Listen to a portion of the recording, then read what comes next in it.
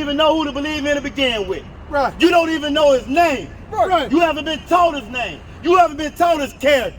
Right. You taught that Christ is this blonde-haired, blue-eyed hippie that float around loving everybody. Right. That ain't Christ. Right. So in order for you to believe on him, you gotta know who he is.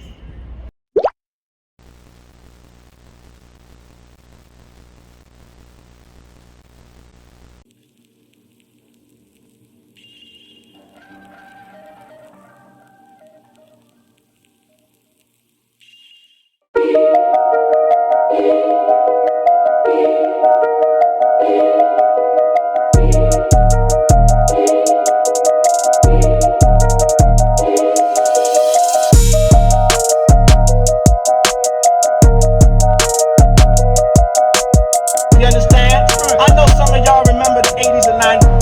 Gentrify your community. Following the things inside this world by following this slogan. That is something that happens here. That's not something that happens. Well, we used to have black schools with black teachers and black administrators and black principals for black kids and you For the world. We didn't know that world has a definition. We didn't know his son was an actual person, Right, not right. some made up figure that they made up. We didn't even know that image they gave us was an actual person. Caesar Borgia. Right. You got that? Let's go ahead and read that again from the top. John chapter 3, verse 16. For God so loved the world. For God, the most high power, so loved the world. That world, keep going, that has multiple definitions. That same world that's not the world that he told you not to love. That world that's not to follow the things that's inside of the world that he doesn't love. Keep going. That he gave his only begotten son. He gave his only begotten son. You call Christ, we know in the Hebrew as Yahushua. Yahushua Mashiach, that came from Judah. From Judah. And he was a nigga just like the ones you see up here standing talking to you. That's right. He wasn't the oppressor. He wasn't a Caucasian. He didn't have no blonde hair. He didn't have no blue eyes. Right. And most importantly, he loved his people. He Right. came to save his people. He didn't come for everybody. Right. Keep going. That whosoever believeth in him. That whosoever again is specific. That whosoever don't mean everybody. Right.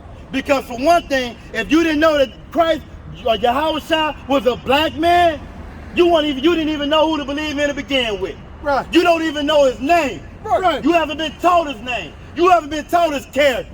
Right. You taught that Christ is this blonde-haired, blue-eyed hippie that float around loving everybody. Right. That ain't Christ. Right. So in order for you to believe on him, you gotta know who he is.